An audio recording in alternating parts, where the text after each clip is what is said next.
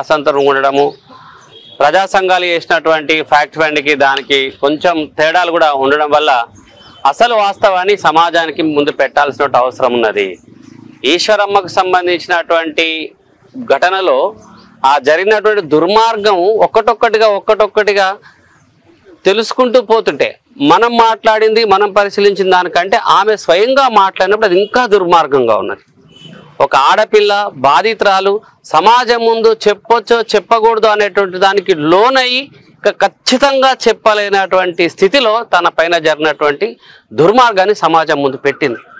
ఆ పెట్టిన మాటల్ని మేము అక్షరాల రూపంలో రాస్తుంటే ఆ రాయడానికి అక్షరాలు చదివే వాళ్ళంతా కూడా చాలా కలిసివేస్తున్న ఘటన. అంటే ఒక మహిళ మీద ఎన్ని రకాల హింసలు జరగచ్చో, ప్రశ్నించేటటువంటి వాడు లేడు, ఎదిరించేటటువంటి వాడు లేడు, ఈమెను ఏమైనా చేయొచ్చు అనే ఒక బరిదెగింపుతో ఉన్నటువంటి బండి వెంకటేష్ యాదవ్ గారు, వాని తమ్ముడు బండి శివుడు, సిగ్గులేని ఒక మహిళ, వాడి భార్య, స్వయంగా మహిళ ఉండి తన భార్య అండి భర్త చేస్తున్నటువంటి అత్యాచారాలకి అకృత్యాలకి దగ్గరుండి సహకరించినటువంటి బండి శివమ్మ, వాళ్ళు చేసినటువంటి అకృత్యాలన్నీ ఆమె చెప్పడానికి ఒక మాటలు అందడం లేదు, శక్తి కూడా సరిపోవట్లేదు. ఎంత బలహీనంగా ఉండి తన బాధని సమాజం ముందు పెడతా ఉన్నది. సో ఆ బాధను అర్థం చేసుకొని అలాంటి తల్లులు ఇంకెంతమంది ఉండొచ్చు. కేవలం ఒక ఈశ్వరమ్మ మీద ఇలా జరిగిందని మనం అనుకోవడానికి వీలేదు. పొట్టకూటి కోసం బ్రతకడానికి, బిడ్డలకి 4 మెతుకులు పెట్టుకోవడం కోసం భూస్వాముల దగ్గరికి కూలికి వెళ్ళినటువంటి మహిళల్ని శ్రామికుల్ని శ్రమ విభజన చేస్తారు. కానీ మహిళలు అయితే అదనంగా లైంగిక దోపిడీకి కూడా గురి చేస్తారు. ఈ లైంగిక దోపిడీకి గురి చేయడమే కాకుండా హింస చేయటం. ఒక చిన్న ప్రశ్న, నాకు ఉపాధి నాకు సరిపోవడం లేదు, నాకు కూలి పెంచండి, న్యాయమైనది కూడా కాదు, నువ్వు 100 రూపాయలు ఇస్తే నా 3 బిడ్డలు నేను తిండి పెట్టుకోలేకపోతున్నాను, ఒక 500 ఇయ్యని అడిగిన పాపానికి. ప్రశ్నించడాన్ని, దోపిడీని ప్రశ్నించడం కాదు, అడుక్కుందామే, అడుక్కోవడాన్ని కూడా సహించలేనటువంటి బండి వెంకటేష్ యాదవ్ ఆమె మీద సాగించినటువంటి క్రూరత్వం, ఈరోజు మహిళల మీద తిడుతున్నట్టు ఒక్కొక్క తిట్టు వాళ్ళ శరీరాల మీద తరాలుగా జరిగినటువంటి హింసకు ప్రతిరూపం. అది చాలా మంది చెప్తుంటారు, నిన్ను ఇట్లా చేసి కొడతా, నిన్ను అట్లా చేసి కొడతా అని. ఆ నీచమైన పదాలన్నీ వాడు ఆచరించి చూపించాడు. ఆ యొక్క నేర తీవ్రత ఇక్కడ ఉన్నటువంటి పోలీస్ సమాజానికి అర్థమైందా? వాళ్ళు పెట్టినటువంటి సెక్షన్స్లో వాడికి స్వయంగా శివుడు సహకరించాడని చెప్తున్నాడు. శివుడి పేరు ఎట్లా మిస్ అయింది? మా బావను మా అక్కను కూడా కొట్టి మీరు కాళ్ళు చేతులు దొరకబట్టండి అని చెప్పి వాళ్ళ చేతులు దొరకబట్టించి వాడు పోలీసులు కదా లాఠీలతో కొడుతున్నట్టు పాదాల మీద విపరీతంగా కొట్టాడు. వాడు కర్రను తీసుకొచ్చి బట్టను తీసుకొచ్చి డీజిల్లో bunచి దాన్ని కాల్చి ఆమె మర్మావయవాల మీద వాడు పదే పదే కాలుస్తుంటే ఆమె ఆర్తనాదాలని వాడు ఒక షాడిస్ట్ లాగా ఎంజాయ్ చేసిండు. ఈ షాడిదాన్ని సమాజం ముందు చెప్పకుండా దాచిపెట్టేటువంటి ప్రయత్నము విచారణలో జరగకూడదు. ఈ సమాజంలో మహిళలు, అందులో దళిత, గిరిజన, పేద వర్గాలకు సంబంధించిన మహిళ యొక్క స్థానం ఎక్కడున్నది భూస్వామ్యం లోపల, ఈ మనువాద భావజాలం లోపల? చెయ్యని నేరాలకు వాళ్ళు ఎట్లా బలవుతారు? ఒకే వాళ్ళ మీద అమలయ్యేటటువంటి శిక్షలు ఎంత క్రూరంగా ఉంటాయో చూడాలి. ఇక్కడ మన ప్రజాస్వామ్యంలో ఉన్నాం, భారత రాజ్యాంగ వ్యవస్థలో ఉన్నాం, కానీ అమలవుతుంది మనుధర్మ శాస్త్రమే, అనుమవుతున్నది మను శిక్షమా సూతులే ఉన్నాయి. చట్టాలకు వ్యతిరేకంగా, రాజ్యానికి వ్యతిరేకంగా జరుగుతున్నటువంటి మొత్తం క్రమం మీద పోలీసులు వెంటనే స్పందించకపోవడం వల్ల చాలా సీరియస్ కుట్ర ఉంది అనిపిస్తుంది. అది బండి వెంకటేష్ యొక్క ఇలాకా, అక్కడ మనం అడుగుపెట్టడానికి వీల్లేదనుకున్న పరిస్థితి. అది బండి శివుడు ఉండేటటువంటి దుర్మార్గం వ్యవస్థ, అక్కడ మనం వెళ్ళడానికి వీల్లేదని ఒక నిషేధ ప్రాంతంగా ఇక్కడ ఉన్నట్టు పోలీసులు భావించారేమో. ప్రతి విలేజ్కి ఒక పోలీసు ఉంటాడు, ఒక విఆర్ఓలు ఉంటారు, ప్రభుత్వ యంత్రాంగం ఉంటుంది. అయినా అక్కడ జరుగుతున్న దురాఘాతాల మీద వాళ్ళకు నివేదిక లేదు. అక్రమ ఇసుక రవాణా జరుగుతూ ఉన్నది, శ్రమ దోపిడీ జరుగుతున్నది, వెట్టి చాకిరి జరుగుతున్నది. ఇన్ని చట్ట వ్యతిరేకమైనటువంటి పనులు చట్ట వ్యతిరేకంగా వాళ్ళు గూండాగిరి చేస్తుంటే దాని పట్ల కనీసం పోలీసులు కానీ రెవెన్యూ వ్యవస్థ కూడా తొంగి చూడలేదు. మండల మేజిస్ట్రేట్ ఎంఆర్ఓ తన పరిధిలో జరుగుతున్నటువంటి అక్రమ ఇసుక రవాణా మీద, శ్రమ దోపిడీ మీద, మహిళల మీద జరుగుతున్న లైంగిక దోపిడీ మీద అక్రమంగా 10 రోజులు ఒక మహిళను నిర్బంధించి ఊరంతా వినేటట్టు ఆమె కేకలు పెడుతుంటే ఆమె కేకలకు స్పందించలేని ఒక అధికారులు వ్యవస్థ ఉన్నటువంటి దుర్మార్గం వ్యవస్థ. ఇక్కడ రాజ్యాంగం అసలు అమలవుతుందా? ప్రజాస్వామ్యం అమలవుతుందా? ముఖ్యమంత్రి రేవంత్ రెడ్డి గారు చెప్పినట్టు ఇక్కడ ప్రజాపాలన అమలవుతుందా? ఇది ఈరోజు మనందరికీ ఉన్నటువంటి ప్రశ్నలు. అడవిలో ఉన్నటువంటి ఆదివాసీల్ని పట్టుకొచ్చి మీరు నాగరిక సమాజంలో పెట్టి వాళ్ళకి మెరుగైన జీవితాన్ని ఇస్తాం, వెల్టర్ ఇస్తాం, మీకు అన్ని హక్కులు కల్పిస్తాం, వస్తువులు కల్పిస్తాం ఇచ్చినటువంటి ప్రభుత్వ హామీలు మీ పార్టీలో పనిచేస్తున్నటువంటి కార్యకర్తల అజమాయిషిలో రౌడీజంలో నాశనం అయిపోతున్నాయి. సొంత భూమిని కౌలుకు తీసుకొని వాళ్ళని అక్కడ కూలీలుగా చేసి వాళ్ళకి సరైన వేతనం కూడా వెట్టి కూలీలుగా మార్చి వాళ్ళ మీద లైంగిక దోపిడీ చేయటము, వాళ్ళను శారీరకంగా హింసించడము, అడిగినటువంటి వాళ్ళను చంపేయటం. ఇదే బండి వెంకటేష్ తన మామ బంధు వరుస అయినటువంటి నాగయ్యను కొట్టి చంపినాడని చెప్పేసి అక్కడ కుటుంబం చెప్తుంది. ఒక హత్య చేసిన వారం రోజులకి ఈమె మీద ఇంత అగత్యాన్ని చేసిండు. అంటే ఇక్కడ పోలీస్ వ్యవస్థ ఉందనే భయం వెంకటేష్కి లేదు, అది తన రక్షణ వలయం అనుకుంటున్నాడు. ఇక్కడ ఎంఆర్ఓ ఉన్నాడు, మండల మేజిస్ట్రేట్ ఉన్నాడు, ఆర్డీఓ ఉన్నాడు. మాకు ఆశ్చర్యం, ఇంత దగ్గరలో ఆర్డీఓ ఉన్నాడు, జిల్లా కలెక్టర్ ఉన్నాడు. ఇంత పెద్ద రాజ్యాంగ వ్యవస్థలు ఉన్నాయి, నన్ను తీసుకుపోయి జైలు వేస్తారు, శిక్షిస్తారు, నాకు నేరాలు శిక్షలు ఉంటాయనే భయం కూడా లేకుండా ఇక్కడ మా మంత్రి జూపల్లి కృష్ణారావు గారు ఉన్నారనే భరోసా ఎక్కువ ఉన్నది ఆయనకి. మంత్రి జూపల్లి కృష్ణారావు గారి భరోసాలో, ఆయన యొక్క ఆ లాలనలో ఈ బండి సోదరులు చేస్తున్నటువంటి దుర్మార్గాలు అట్లున్నాయి. ఇంత జరిగితే సమాజం ముందుకొచ్చి ఆ ఆర్తనాలు విని మీడియాలో వచ్చిన తర్వాత జరిగిన ప్రతి ఒక్కదాన్ని పోలీసులు బాధ్యత కేసు పెట్టారు, వైద్యులు చికిత్స చేస్తూ ఉన్నారు. దాన్ని కృష్ణారావు గారు దగ్గర నుండి ఫోన్ చేసి చెప్పారట. మంత్రి గారు చెప్తే తప్ప ఇక్కడ పోలీసులు కేసు నమోదు చేయరా? చెయ్యరాళ్ళు, మంత్రుల కోసం. పోలీసుల బాధ్యతనా? మంత్రి గారు చెప్తేనే కేసు పెడతారా? అంటే మంత్రి గారు సమాజం ముందుకు వచ్చినా కూడా మంత్రి గారు చెప్తేనే చెప్పే పరిస్థితున్నది. ఈ మంత్రి గారు ఇక్కడ ఉన్నటువంటి ములచింతలపల్లిలో కానీ కొల్లాపూర్ కానీ వచ్చి ఇక్కడ ఉన్నటువంటి ఈశ్వరమ్మను పరామర్శించిరా? ఇక్కడ ఉన్న స్థానిక మంత్రి ఆ బాధితురాలను పరామర్శించడానికి నిమ్స్ కావాల్సి వచ్చింది ఆయనకి. నిమ్స్లో ఉప ముఖ్యమంత్రితో పాటు వెళ్ళి ఈరోజు అక్కడ వెళ్ళారు. మేము ఇక్కడ ఆయన్ని పరామర్శించడానికి వచ్చాం.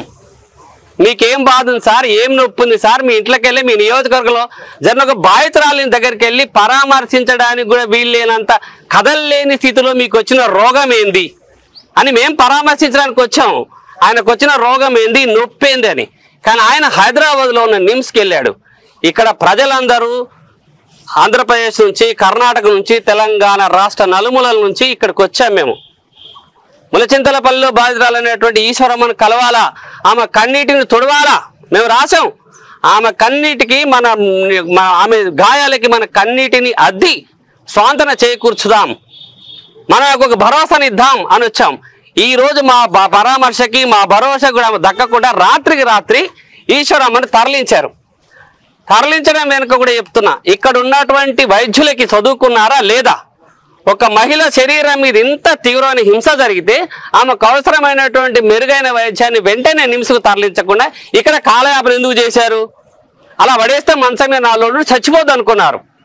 ఆమె చావకుండా ప్రజల యొక్క మద్దతుతోని చికిత్స అందేటట్టు చేయడం వల్ల మళ్ళీ అది ఇంకా ఎక్కువైనప్పుడు తీసుకెళ్లి నిమ్స్లో పడేశారు. అది ఒక జైలు. ఇప్పుడు బయట నుంచి ముఖ్యమంత్రులు, ఉప ముఖ్యమంత్రులు తప్ప ఇంకెవరు కూడా వెళ్ళి ఆమెను పరామర్శించలేని స్థితి, ఆమె గాయాలను చూడలేని స్థితి. ఆమె గొంతు విప్పింది బయటకు వచ్చి. ఈ గొంతు మళ్ళీ ఇంకోళ్ళు వినబడకుండా చేయడం కోసం అంటే మంత్రులకి అధికార యంత్రాంగం ముందు మాత్రం ఉండాలి. ఆమె ఏం మాట్లాడాలో ఏం మాట్లాడకూడదో కంట్రోల్ చేసే వ్యవస్థ స్టార్ట్ అయింది.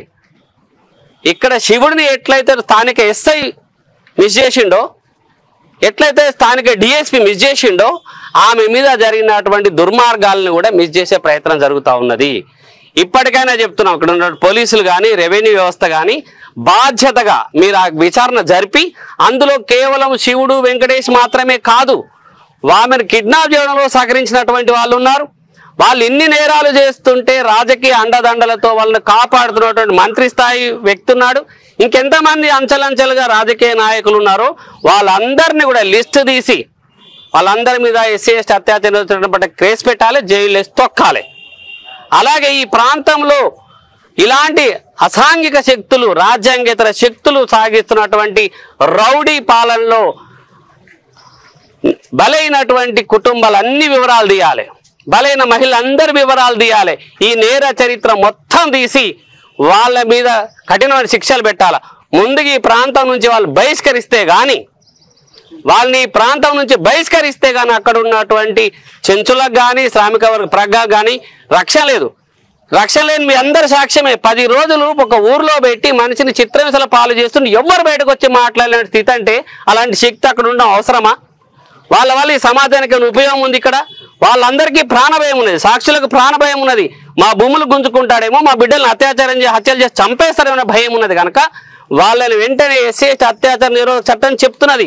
ఎవడైతే ఒక ప్రాంతం లోపల పదే నేరాలు చేస్తాడో అక్కడ ప్రాంతం యొక్క అభివృద్ధికి వ్యతిరేకమైనటువంటి వాడిని వెంటనే ఇక్కడి నుంచి బహిష్కరించాలని ఉన్నది.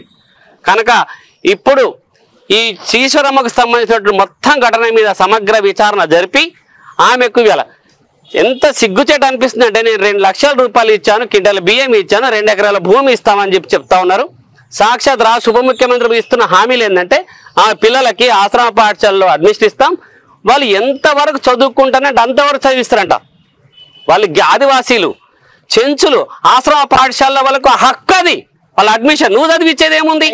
నువ్వు పెట్టే పురుగులు అన్నం దీన్ని బతకమని చెప్తున్నావా? మెరుగైన విద్య వాళ్ళకి ఢిల్లీ పబ్లిక్ స్కూల్లోనో హైదరాబాద్ పబ్లిక్ స్కూల్లో ఇయ్యలేవా? వాళ్ళదైన హక్కుని నువ్వు ఇస్తున్నాను గొప్పగా చెప్పుకుంటున్నావు. చూడు ఎంతవరకు చదివితే అంతవరకు ఇస్తాడంటే ఇందులో ₹1 ఖర్చు ఏమైనా ఉందా?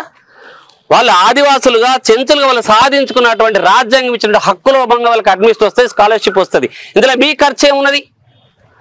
ఆమె బాధితురాలు, చట్ట ప్రకారం ఆమెకు ఉద్యోగం అర్హురాలు, తన భర్త ఉద్యోగానికి అర్హుడు, తన పిల్లలు కాంపెన్సేషన్కి అర్హులు. వాళ్ళకు ముందుగా రక్షణ ఇవ్వండి, వైద్యం ఇవ్వండి, ఆ తర్వాత ఆమెకి వాళ్ళ భర్తకి సరైనటువంటి గౌరవప్రదమైనటువంటి జీతం వచ్చే ప్రభుత్వ ఉద్యోగాలు ఇవ్వండి.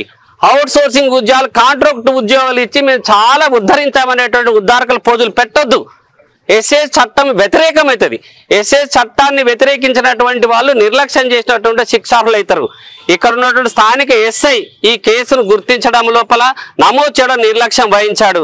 అతని మీద ఎస్ఏ అత్యాచార నిరోధన ప్రకారం కేసు నమోదు చేయాలి. ఇక్కడ ఉన్నట్టు ఎంఆర్ఓ తన రెవెన్యూ డివిజన్లో మండల్ మేజిస్ట్రేట్ తన డివిజన్లో జరుగుతున్నటువంటి నేరాన్ని గుర్తించి చర్యలు తీసుకోవడంలో ఫెయిల్ అయిండు. బాధితురాలకి మెరుగైన వైద్యం ఇవ్వడం లోపల, కుటుంబాన్ని పోషించడంలో, రక్షణ కల్పించడం లోపల రెవెన్యూ అధికారిగా ఫెయిల్ అయ్యాడు. అతని మీద కూడా ఎస్సీ అత్యాచార చట్టం ప్రకారం కేసు నమోదు చేయాలి. ఈరోజు సాక్షాత్ ఆర్డీఓ ఆఫీస్ ముందున్నాం మనం. మీరు ఎవరైనా అడుగుతున్నాడు ఆయన ఎందుకు వచ్చారు మీరు అంటే, ఇది ఆఫీస్ అండి, అర్జీలు ఇవ్వడానికి, సమస్యలు చెప్పుకోవడానికి, హక్కుల కోసము నిలదీయడానికి చాలా మంది వస్తారు. అలాగే వచ్చాము మేము. రెవెన్యూ డివిజనల్ ఆఫీసర్ ఇక్కడ ఉండి కూడా ఇంత జరుగుతుంటే దాని పట్ల వాళ్ళ స్పందన లేదు కనుక అతని మీద కూడా ఖచ్చితంగా ఎస్సీ చట్టంలో కేసు నిర్లక్ష్యపరిచినందుకు వాళ్ళ మీద కూడా కేసు నమోదు చేసి వీళ్ళందరినీ కూడా కేసులో భాగం చేయాలని చెప్పేసి కుల నిర్మూలన పోరాట సమితిగా ఇక్కడికి ఈరోజు పిలుపులో భాగంగా వచ్చినటువంటి మిత్రులందరి పక్షాన మేము డిమాండ్ చేస్తా ఉన్నాం. ఈ డిమాండ్ సాధన కోసం మా పోరాటాన్ని రాష్ట్ర వ్యాప్తం చేస్తాం. ఇప్పటికే దక్షిణ భారతదేశం అంతా దీన్ని స్పందించింది వస్తున్నది. మమ్మల్ని గనక మేము చేసినటువంటి ఈ పోరాటంలో భాగంగా వెలికిలోకి వచ్చిన సమస్యలన్నింటినీ మీరు పరిష్కరించడానికి సరైన చర్యలు తీసుకోకపోతే ఒక మహత్తరమైనటువంటి పోరాటాన్ని మేము జాతీయ స్థాయిలో చేస్తాము. ఇక్కడ ఉన్నటువంటి బాధితులందరికీ విముక్తం కల్పిస్తాం. ఏ మాత్రం వాళ్ళని మీరు కాపాడడానికి ప్రయత్నం చేసినా మీరందరూ కూడా నేరస్తుల లిస్టులో చేరిపోతారని ఇప్పటిదాకా నేను చెప్పిన వాళ్ళందరూ కూడా గుర్తించుకొని ఆ విచారణ సమగ్రంగా జరపాలని చెప్పేసి మేము కోరుకుంటూ పోరాడదాం. ఈశ్వరమ్మ కుటుంబానికి న్యాయం జరిగేంత వరకు.